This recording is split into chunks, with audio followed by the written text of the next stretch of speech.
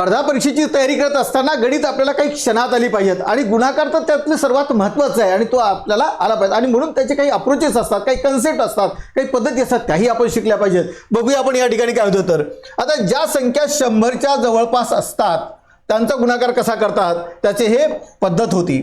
आता या इथे 100 पेक्षा कितीने कमी आहे? 96. 4ने कमी आहे. आणि 88 100 पेक्षा कितीने कमी आहे? तर 12ने कमी आहे. मग पाहाल या ठिकाणी काय करत होतं, तर 88 मधून 4 वजा करा किंवा 96 मधून 12 वजा करा. उत्तर काय येईल? तर या ठिकाणी 84 येणार आहे. आणि नंतर या दोन संख्येचा इथे बारचूक 48 हे झालं होतं उत्तर. अगदी काही क्षणात 2-3 सेकंदात तुम्ही उत्तर काढताय. फक्त हा अप्रोच आपल्याला लक्षात ठेवला पाहिजे. दुसऱ्या संख्येचा करूया.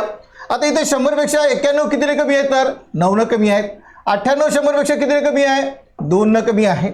मग इथे 98 मधून 9 काढा किंवा 91 मधून 2 काढा. 91 मधून आपण 2 काढूया, ठीक नाही? 2 जर काढले असतील तर किती होतील? तर 89 येतील आणि 9 2 18, ठीक नाही? झालं उत्तर त्याचं. आता या संख्येचं उत्तर तुम्हाला काढून सांगायचं आहे. अत्यंत सोप्या पद्धतीने आपण हे सापडलं आहे. जर व्हिडिओ आवडला असेल तर लाईक करा, शेअर करा, सबस्क्राईब करा. थँक्यू.